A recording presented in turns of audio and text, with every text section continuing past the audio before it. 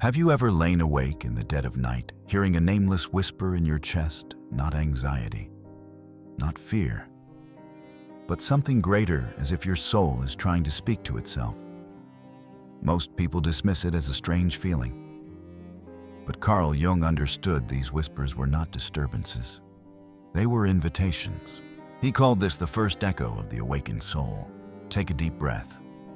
We are about to step into the deepest region of the human mind, the place Jung spent decades mapping the ocean of the unconscious. What you are about to discover are 7 concrete, undeniable signs that emerge when a human being begins to vibrate at a frequency most people never experience. These signs are not accomplishments. They are recognitions. They happen not because you have become better than others, but because you have become more honest with yourself. Most people move through life on the surface of consciousness, never wondering what lies beneath. But some people break through that ice. They descend into the depths, and when they return, they bring something back. A different quality of presence, a different vibration. Jung discovered that these individuals demonstrate specific, observable phenomena. Not vague feelings, but tangible shifts in how they relate to their bodies, to reality itself, and to other people. These 7 signs are the fingerprints of inner transformation. But understand this before we begin. This is not about becoming better. It is about becoming whole. High vibration does not mean you have transcended your darkness. It means you have finally had the courage to face it, to integrate it into the totality of who you are. If you have been feeling different lately, if the world seems to be speaking to you in a language you cannot quite translate, if your body is rebelling against old compromises, if dreams are visiting you with vivid messages, pay close attention. What you are about to learn might be the map you have been searching for. Let us begin. Sign number 1. You hear the second voice. There is a voice that speaks when you are alone, not your usual internal dialogue. This voice is different. It speaks with an authority that feels both foreign and intimately familiar. It arrives in dreams, in moments of stillness. And here is what makes it disorienting. It often speaks with the energy of the opposite gender. This was central to Jung's understanding of the psyche. He called it the anima in men and the animus in women. Within every man lives a feminine presence who possesses wisdom his conscious mind cannot access. Within every woman lives a masculine presence who knows things her ego has not understood. When inner integration begins, this inner figure becomes an active guide. The voice emerges not from imagination, but from a part of your psyche that has always been there, waiting for you to listen. Let me tell you about Lan. She was 32, working as a bank manager. Competent, rational, ambitious. But for 3 nights, she had the same dream. A man with kind eyes stood before her and said, "Do not sign that contract." She dismissed it as stress. She was days from signing a lucrative deal that would secure her promotion. Every analysis pointed toward signing. But that voice kept returning, in meditation, in quiet moments. "Do not sign." She ignored it. She signed. 3 months later, the company collapsed in scandal, nearly destroying her career. The realization struck her like lightning. That voice had known. This is not mysticism. It is about consciousness structure. The ego operates within immediate awareness. It sees what is directly in front of it. But the unconscious processes information your conscious mind cannot perceive. Patterns, energies, subtle cues. When integration begins, when the barrier between conscious and unconscious dissolves, this deeper knowing finds a voice. The anima or animus speaks with calm certainty. It does not argue. It simply states. It often contradicts your logical mind, your fears, your conditioning. And it speaks with the energy of the opposite gender, because it represents the part of you your ego has not claimed. The feminine wisdom in men, the masculine strength in women. When you start listening, something shifts. You are no longer operating solely from ego. You have established dialogue with something larger, wiser, more connected to who you truly are. This is individuation beginning, the journey toward wholeness. The voice may guide you away from opportunities that look perfect but feel wrong. It may push you toward risks that terrify your logical mind. The more you listen, the stronger it becomes. Not louder, but clearer. This is the first sign. Once it begins, you cannot unhear it. Your inner world has become more than just your ego. You have company now. The company of your own soul. Sign number 2. Synchronicity stalks. You here is where things get truly strange. There is a principle Jung devoted years to understanding, collaborating with physicist Wolfgang Pauli to bridge psychology and physics. He called it synchronicity, meaningful coincidence, the intersection of inner and outer that cannot be explained by causality alone. When your vibration shifts, synchronicity stops being occasional. It becomes constant. It becomes the texture of your existence. And it is so persistent, so precise, you can no longer dismiss it as chance. Let me tell you about Min.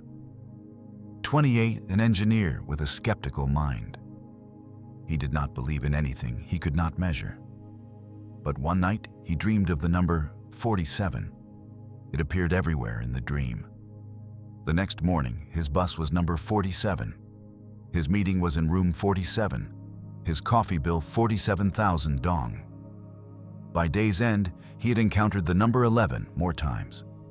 In file names, in page numbers, in the time on his phone, 4:47. He was shaken. This was not coincidence. The universe was knocking. The question was whether Min would open the door. Synchronicity is not magic. It is something far more profound.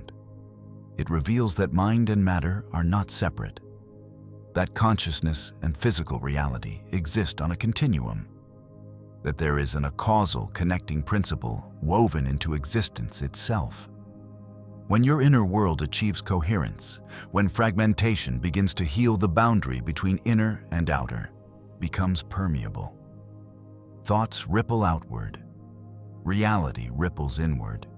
They begin to speak to each other. You might be wrestling with a decision, turning it over for days.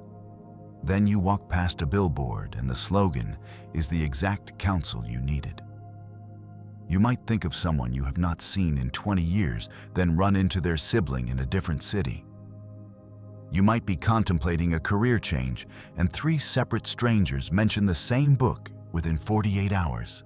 This is living in dialogue with reality, not as a passive observer, but as a conscious participant. And it is destabilizing. Because if reality responds to your inner state with this precision, you can no longer pretend you are powerless.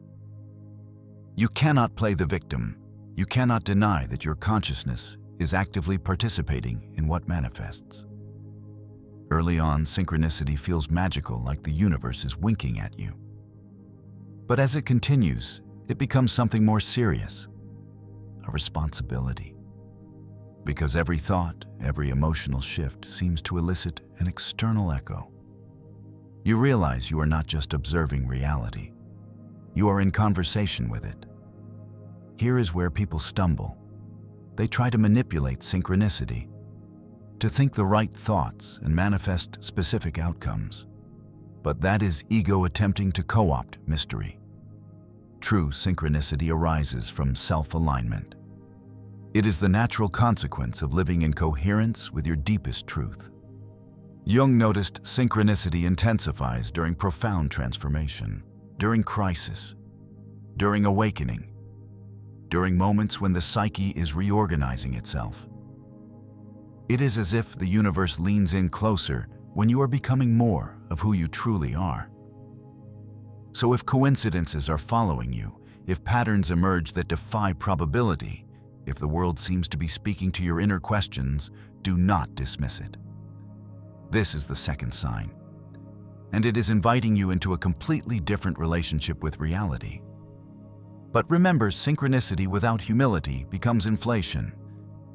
If you believe these signs prove you are special, chosen, superior, you have missed the point. Synchronicity is not evidence of your importance. It is evidence of interconnection. It shows you were never separate to begin with. Before we continue deeper into these signs, if this is resonating with your soul's journey, if you are recognizing your own experience in these words, please take a moment to like this video and subscribe to the channel. Your support helps this message reach other souls who need to hear it. Because when we acknowledge our own awakening, we light the path for others. Now let us descend further. Because the first two signs are merely invitations. The real journey begins when you look into the mirror Jung called the shadow. Sign number 3. You confront the shadow. There is a part of you that you have spent your life running from. Qualities, impulses, fears you were taught were unacceptable, weak, ugly, wrong. So you buried them, pushed them into the basement of your psyche, and tried to forget. But they did not disappear. Jung explored this territory and gave it a name, the shadow. He issued a profound warning. Whoever does not look into their own darkness will become darkness. What you refuse to acknowledge does not fade. It grows stronger. It begins to operate autonomously. It sabotages relationships. It erupts under stress. It projects onto others, making you hate in them what you cannot face in yourself. When your vibration begins to shift, you can no longer maintain the repression. The shadow demands to be seen, and this confrontation is often the most painful part of the journey, because it requires acknowledging you are not who you thought you were, that you contain contradictions, that you are capable of things you judged harshly in others. Let me tell you about Hia, successful entrepreneur, founder of a tech startup. She projected confidence, strength, decisiveness.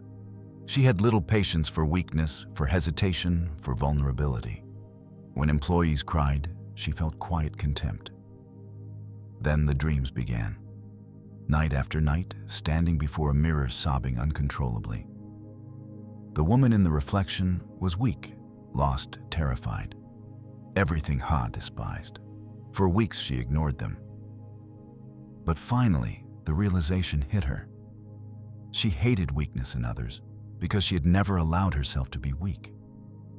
She had banished her own vulnerability so completely it had become her shadow. Every time she encountered fragility, she was encountering the disowned part of herself. The integration that followed was brutal and beautiful. Her strength was not diminished by also being human. Vulnerability was not the enemy of power, but its foundation. This is shadow integration work, and it is not optional for those on the path toward wholeness. You will be confronted with parts of yourself you have rejected. The narcissism beneath your humility, the cruelty beneath your kindness, the cowardice beneath your bravery. How do you know when you are confronting your shadow? You have intense, disproportionate reactions to certain people. They irritate or fascinate you obsessively. This is projection. They carry a quality that exists in you, but that you refuse to see. You have recurring nightmares featuring dark figures, threatening presences. This is the shadow announcing itself. You catch yourself doing the very things you criticize in others. The hypocrisy is not moral failure. It is psychological revelation. The integration process follows a pattern. First comes denial. That is not me. Then comes projection. I see that quality everywhere else, but never in myself. Then comes horrifying recognition. Oh God, that is me. I am capable of that. And finally, if you have courage to continue, comes integration. This too is part of who I am. Most people do not understand the shadow. When integrated, becomes your greatest source of power. The rage you suppressed becomes fuel for healthy boundaries. The selfishness you denied becomes foundation for self-care. The darkness you rejected becomes the depth that makes you real. When you stop running from your shadow, several things happen. You stop being judgmental because you have acknowledged the same qualities in yourself.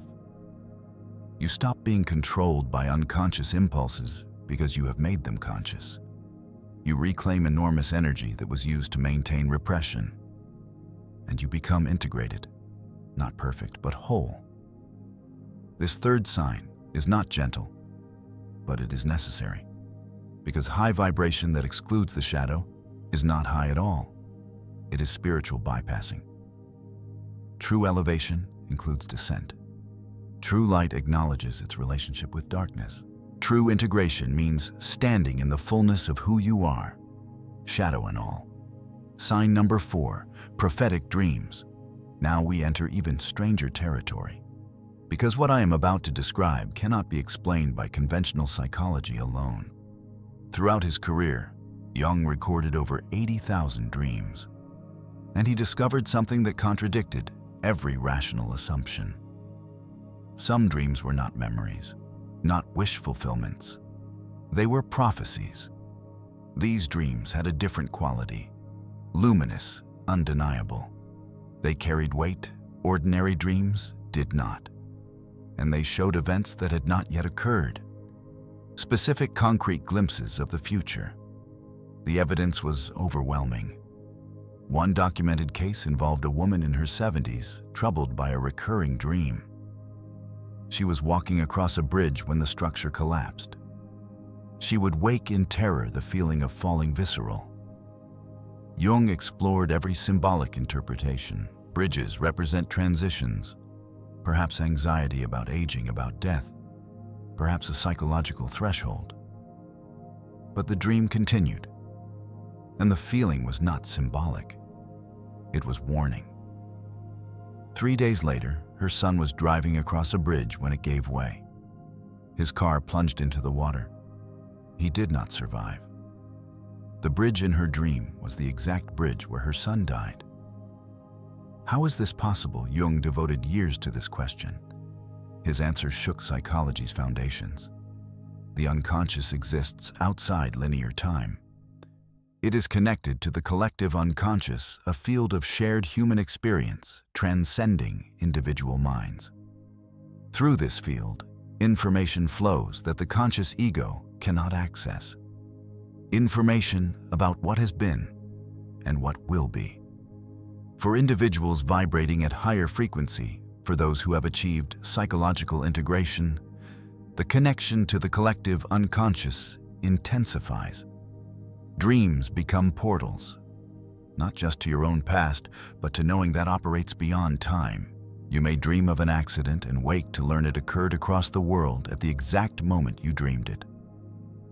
You may see a face you do not recognize and meet that person months later. You may receive solutions to problems that have not yet emerged. You may witness events with such detail that when they unfold, déjà vu is so intense it feels like living inside the dream. This sign dismantles your understanding of causality. If the future can be seen before it happens, time is not what you thought. If dreams access information beyond personal experience, your mind is not confined to your skull. There are different types of prophetic dreams. Warning dreams show dangers before they manifest. Guidance dreams present solutions in symbolic form. Preparation dreams reveal what is coming so you can align rather than resist. And calling dreams show you your purpose, your destiny. How do you work with them? Keep a journal by your bed. Write immediately upon waking. Record not just content, but feeling tone. Prophetic dreams carry urgency, luminosity. Second, do not interpret literally. Work with symbols. Third, act on warnings with wisdom, not fear. And here is the deepest truth. Everyone dreams prophetically. The collective unconscious speaks to all of us. But most people dismiss these dreams, forget them, rationalize them away. High vibration individuals do not have special access. They simply have less resistance. They have thinned the barrier between conscious and unconscious. They have learned to listen. Your soul is always guiding. You are simply learning its language.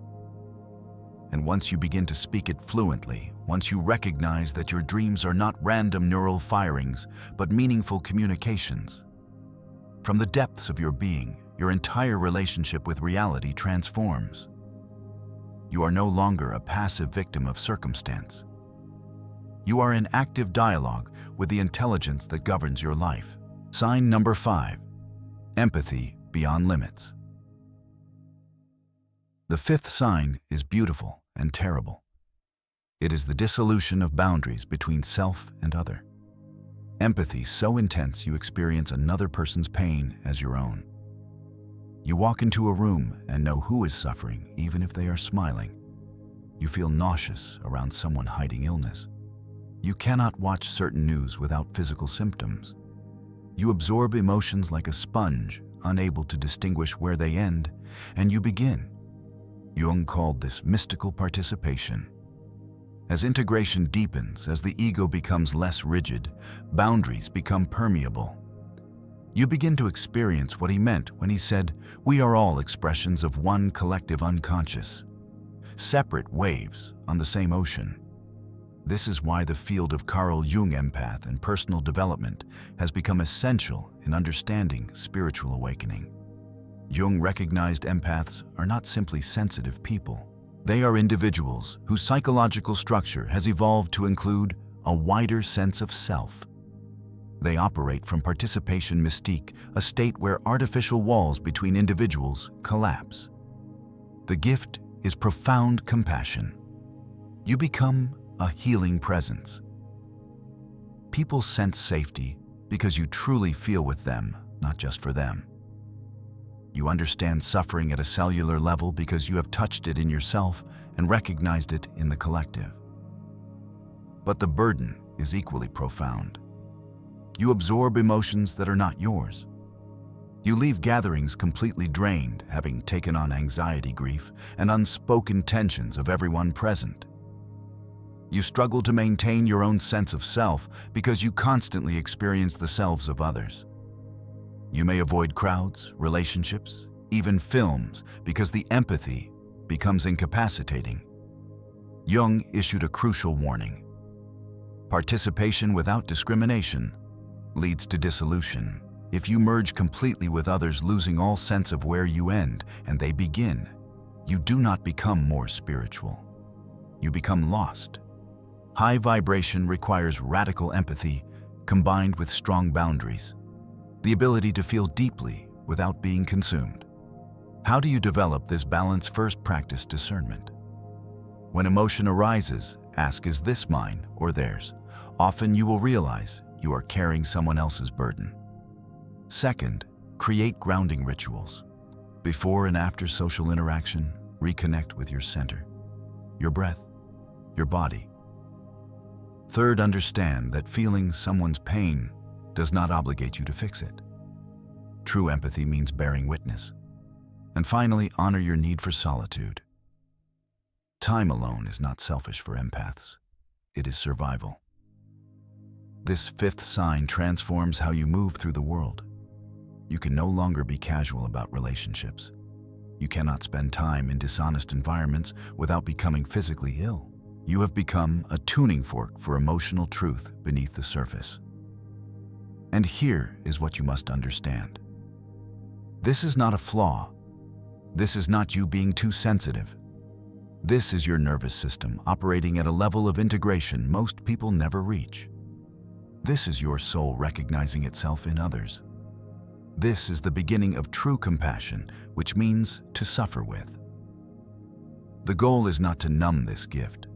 The goal is to wield it wisely, to know when to open and when to close, when to merge and when to separate.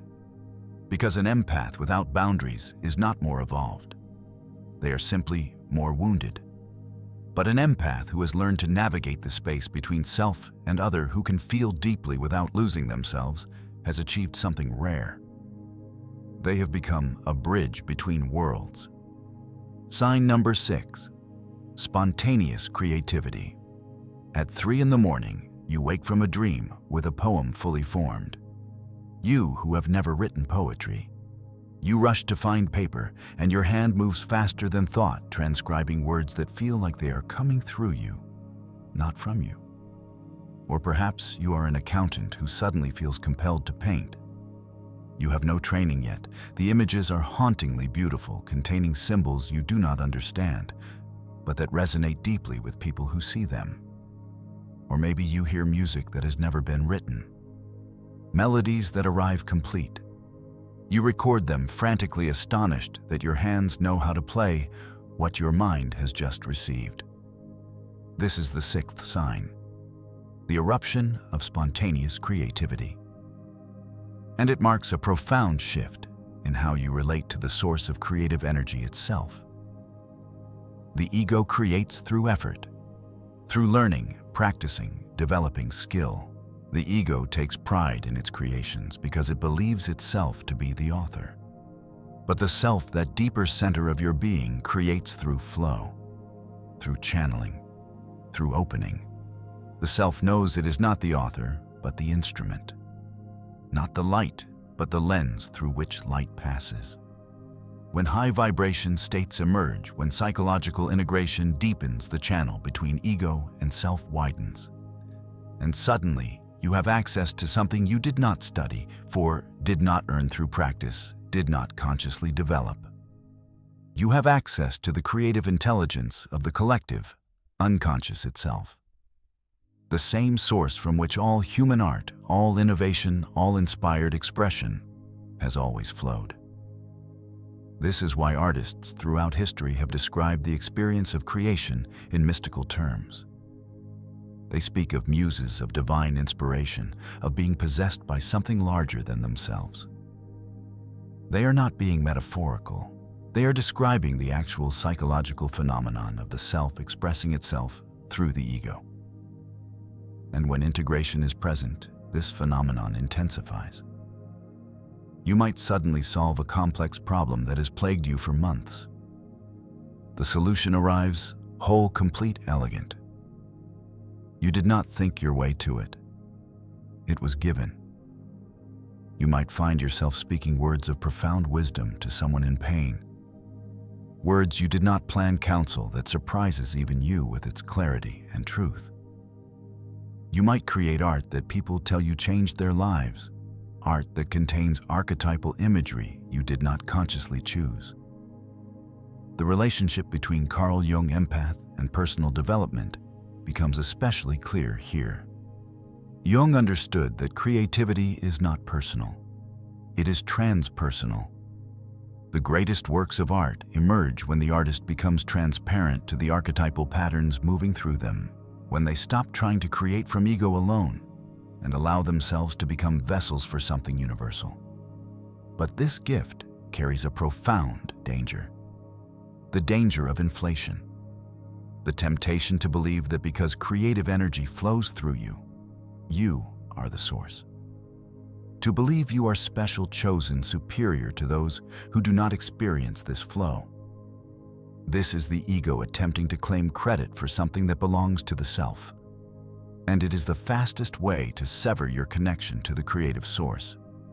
The healthy relationship with spontaneous creativity is characterized by humility and gratitude. You recognize yourself as the instrument, not the musician. You honor what moves through you without claiming ownership. You share your creations as offerings, not as evidence of your importance. And you remain grounded in the recognition that this energy uses you for its purposes, not the other way around. How do you nurture this sign without falling into inflation? First, create regular space for creative reception. Time when you are not trying to make something happen, but simply allowing what wants to emerge. Second, release judgment. Let the creativity flow without immediately evaluating its worth.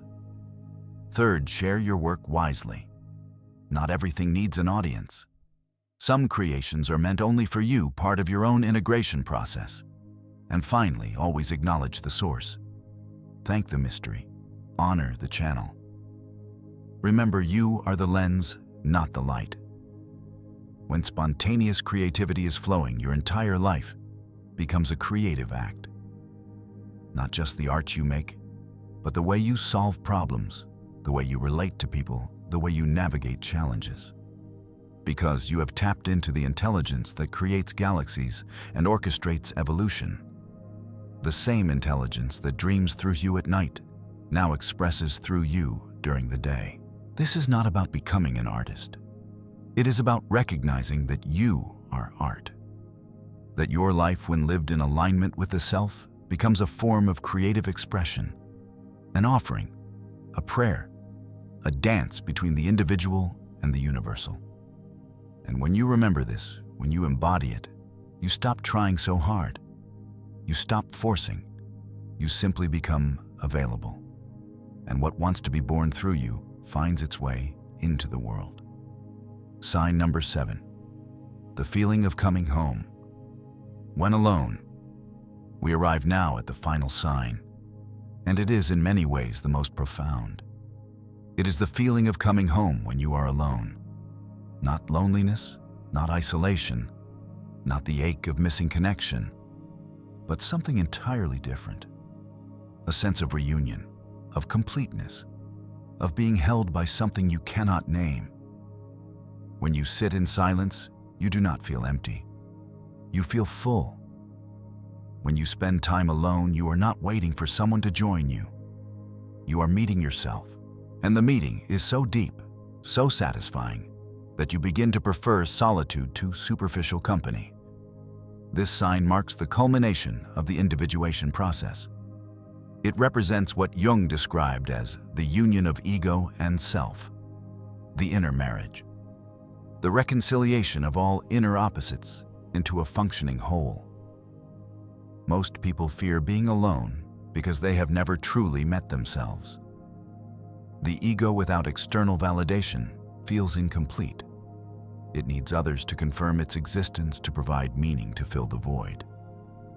But when integration occurs, when the barrier between conscious and unconscious dissolves, something miraculous happens. You discover you are not alone inside yourself. You are in relationship. The ego and the self are in conversation. The masculine and feminine energies within you are in dialogue. You contain multitudes, and they are finally speaking to each other. This is why Jung insisted that individuation must precede true intimacy. You cannot genuinely connect with another until you have connected with yourself. You cannot love another fully until you have learned to love your own complexity. The meeting of two personalities, he wrote, is like the contact of two chemical substances. If there is any reaction, both are transformed. But you must first be a substance. When you reach this 7th sign, you become substance. You are no longer a half looking for its completion in another. You are a whole engaging with another whole. Your relationships transform. They are no longer driven by need, but by choice, by genuine desire rather than desperate dependence. You can love freely because you are not using love to fill an internal absence. The journey to this place is not linear. There are stages. First comes the fear of being alone, the feeling that something is wrong if you are not connected to others. This is ego dependency. Then comes the tolerance of solitude, the ability to be alone without panic. This is building self-relationship. Next comes the preference for solitude, the recognition that certain forms of connection deplete you while time alone restores you. This is when ego-self dialogue begins. And finally comes the experience of solitude as sacred reunion, as unity, as the natural state of your being. This is integration. In this state, sitting alone in silence feels like being held, not by another person, but by something larger, by your own soul, by the self, by the mystery at the center of existence. You are no longer waiting for your life to begin. You are no longer seeking completion outside yourself. You have found what you were looking for, and it was always here, waiting for you to turn around and notice. This does not mean you become a hermit. It does not mean you reject relationship or community. It means you enter them differently, from fullness, rather than emptiness, from strength rather than desperation, from truth rather than performance. People feel this difference. They sense that you do not need them to validate your existence. And paradoxically, this makes you more attractive, more magnetic, more genuinely connective. When you are comfortable in your own presence, others feel comfortable in theirs. When you do not need anything from them, they can relax. When you love yourself fully, including your shadows and contradictions, others feel permission to do the same. You become what Jung called an individuated presence. Not perfect, not enlightened, but whole. And wholeness has a gravitational pull. This seventh sign is the destination and the beginning. It is where the journey of high vibration leads, not to transcendence, not to escape, but to presence. To being so fully here, so completely yourself that there is nowhere else you need to be, no one else you need to become. You have come home, and home was always here, inside you, waiting for you to arrive. If you recognize at least 3 of these 7 signs in your own life, take a moment to comment below, "I have heard the echo." Subscribe to this channel for more transformational content that explores the depths of consciousness, the wisdom of Jung, and the path toward true wholeness. Share this with someone you sense is also awakening. Because when 2 awakened souls meet, the world begins to change. Now that you understand the 7 signs, the question becomes, how do you nurture them? How do you deepen the integration they represent? Because awareness alone is not enough. You must actively participate in your own becoming. Jung did not offer quick fixes or simple formulas. The work of individuation and the journey toward high vibration and wholeness requires daily practice. It requires courage. It requires a willingness to descend into uncomfortable territory and remain there until transformation occurs. These 5 practices, when undertaken with sincerity and consistency, create the conditions for the 7 signs to flourish. Practice 1. Keep a dream journal. Place a notebook and pen next to your bed. Every morning, the moment you wake, before checking your phone or speaking to anyone, write. Record whatever fragments you remember, even if it is just a feeling, a color, a single image. Do not analyze. Do not interpret. Simply record. Over time, patterns will emerge. Symbols will repeat. Characters will return. You will begin to notice the difference between ordinary processing dreams and significant dreams. The ones that carry weight, the ones that feel like visitations, and most importantly, you will train your consciousness to remember. Because the unconscious only continues speaking to those who prove they are listening. Practice 2. Active imagination. This was Jung's most powerful technique. It is a form of meditation where you invite figures from your unconscious to speak. You enter a relaxed state, close your eyes, and summon a dream character, an inner voice, a symbol that has appeared repeatedly. Then, you ask it questions, and you wait, and you listen. At first, it may feel like you are making it up, but if you persist, something shifts. The responses begin to surprise you. Wisdom emerges that your conscious mind did not know. Solutions appear that you were not consciously considering. This is the ego establishing direct communication with the self. This is the dialogue that heals fragmentation. Write these conversations. Record them. Over time, they become a record of your inner transformation, a map of your journey from division to wholeness. Practice 3. Shadow work letter. Identify the quality you judge most harshly in others. The trait that triggers immediate contempt, irritation, or disgust. This is your shadow announcing itself through projection. Now write a letter to that quality as if it were a part of yourself, because it is. Begin, dear rejected part of me. Dear anger, dear weakness, dear manipulation. I see you now. I acknowledge that you exist in me. I am sorry I banished you. I welcome you home. This practice is devastatingly simple and profoundly effective. It integrates what has been split off. It reclaims the energy that has been locked in repression. It makes you whole by including what you excluded. Practice 4. Create your personal mandala. During his own psychological crisis, Jung drew mandalas daily. These sacred circles represent the self, the totality of your being. The act of creating them is not about artistic skill. It is about allowing the unconscious to express itself through symbol-color form. Take paper and coloring materials. Do not plan what you will draw. Simply begin at the center and let shapes, patterns, symbols emerge spontaneously. Do not judge the result. Do not compare it to anything. This is a conversation between your ego and your depths. Each mandala is a snapshot of your inner state. Over time, they create a visual record of your transformation. Practice 5 synchronicity log.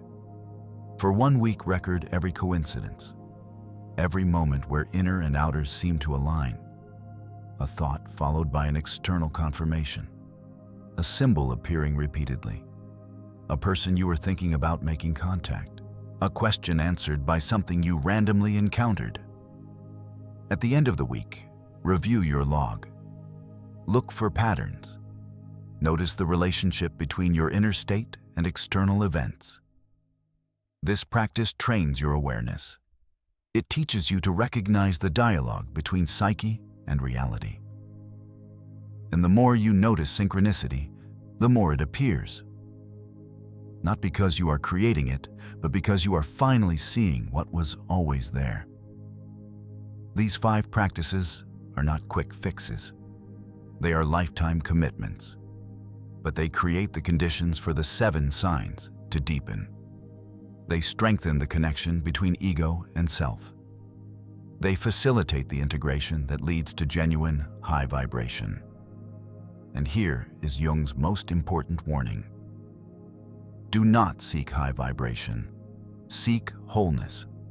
High vibration is a byproduct, not a goal. If you chase it directly, you will end up inflating your ego with spiritual ambitions. But if you commit to honest self-encounter, if you face your shadow, listen to your dreams, integrate your opposites, the vibration takes care of itself. You do not become better than others. You become more authentically yourself. And that authenticity is what vibrates. The essence of Carl Jung empath and personal development is this: you do not need to add anything to yourself. You need to recover what was always there. You need to integrate what was fragmented. You need to become whole by including what you excluded. And when that wholeness is present, when you are no longer at war with yourself, your frequency changes. Reality responds. People feel it.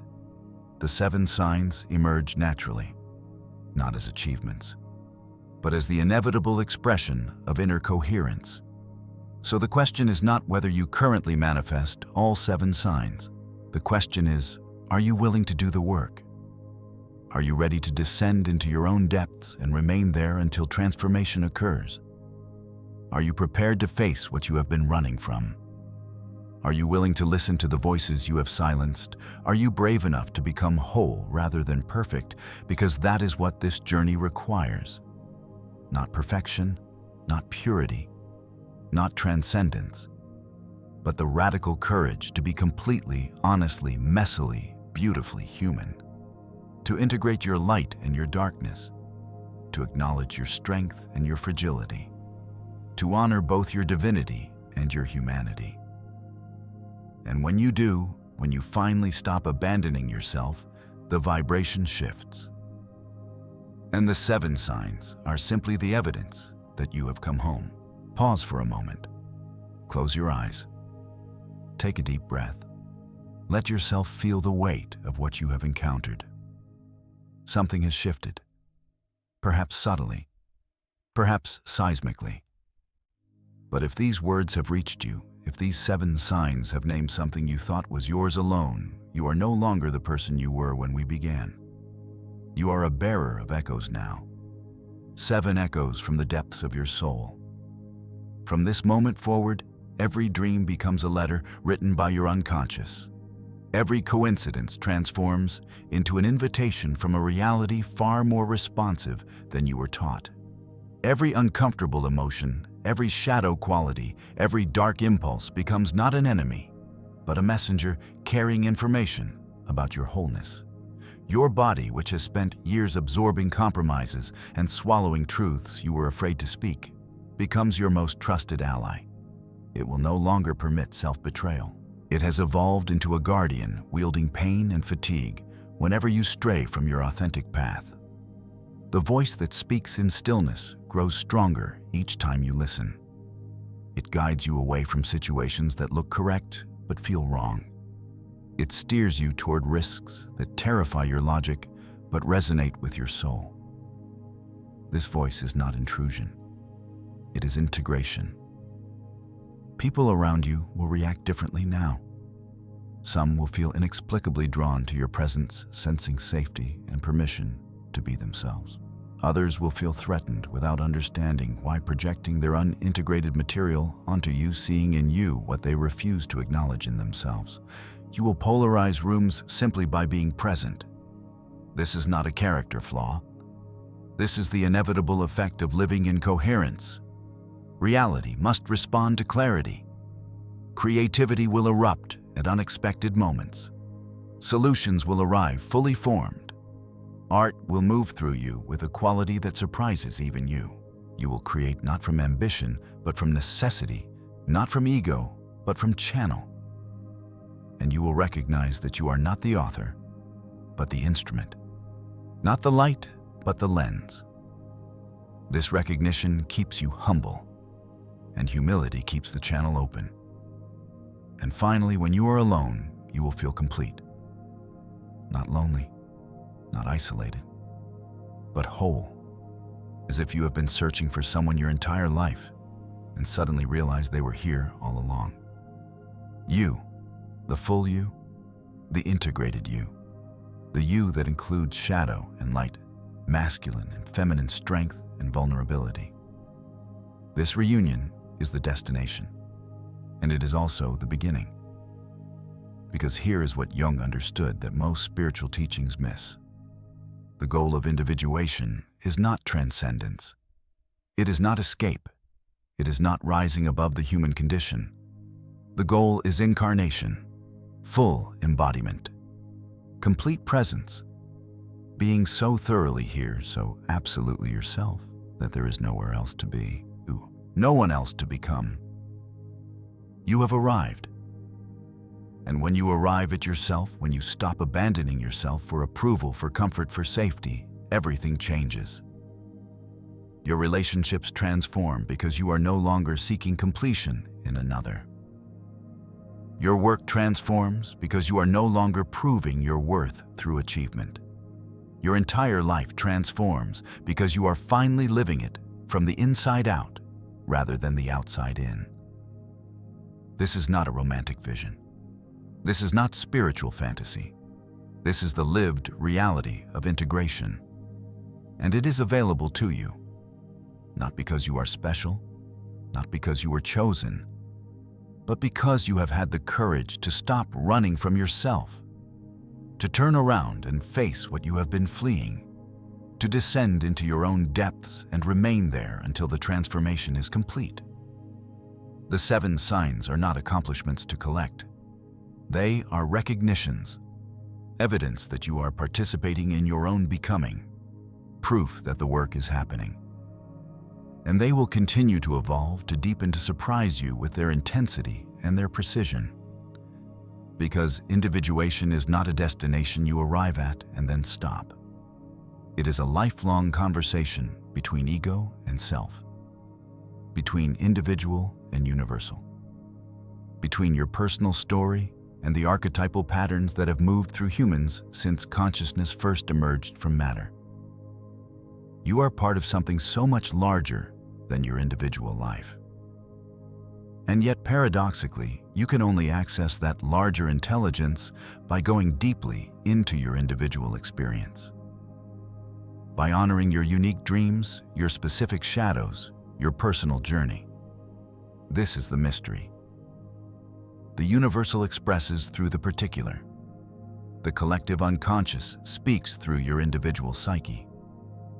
And high vibration is simply what happens when you stop blocking that conversation. So here is what you must understand. The 7 signs are not about becoming better than others. They are about becoming more yourself. They are not about spiritual superiority. They are about psychological wholeness. They are not about transcending your humanity. They are about fully embodying it, shadow and all, darkness and light, strength and fragility, all of it, integrated, coherent, whole. And when that wholeness is present, when you are no longer fragmented, when the civil war inside you finally ends, something miraculous occurs. Your frequency changes, not because you are trying to vibrate higher, but because you have stopped vibrating against yourself. You have ceased the exhausting work of maintaining a false self. You have abandoned the project of being who you think you should be and embraced the truth of who you actually are. This is the liberation. This is the transformation. And it is both the heaviest burden and the ultimate freedom. Heavy because you can no longer hide. You can no longer pretend. You can no longer drift through life unconsciously. Every choice matters now. Every decision ripples outward. Every moment asks, are you honoring your truth or betraying it? And your body, your dreams, your reality itself will answer immediately. But it is also freedom. Because when you are no longer at war with yourself, when all the internal factions have been acknowledged and integrated, when ego and self are finally allies rather than enemies, you become unshakable. Not in the sense of being invulnerable to pain, but in the sense of being grounded in something that cannot be taken from you. Your own wholeness, your own center, your own truth. If you recognize these 7 signs in yourself, welcome. You have joined the lineage of individuals throughout history who have chosen the narrow path of genuine self-encounter, who have descended into their own underworld and returned with treasures, who have integrated their opposites and become whole. You are not alone. There are others who walk this path, others who vibrate at this frequency, others who understand that the journey inward is the only journey home. Share this message with someone you sense is also awakening. Leave a comment acknowledging what you have recognized in yourself. Subscribe to this channel to continue exploring the depths of consciousness, the wisdom of Jungian psychology, and the practices that facilitate genuine transformation. Because this work is not done alone. We are all part of the collective unconscious. And when one of us wakes up, we light the way for others. The path of high vibration, of genuine psychological integration, of true individuation, is not easy. It is the hardest work you will ever do. But it is also the most meaningful. Because at the end of it, you are not trying to be someone else. You are not performing for an unseen audience. You are not hiding behind a mask, hoping no one sees the truth beneath. You are simply radically, completely yourself. And that self, in all its complexity and contradiction, is enough.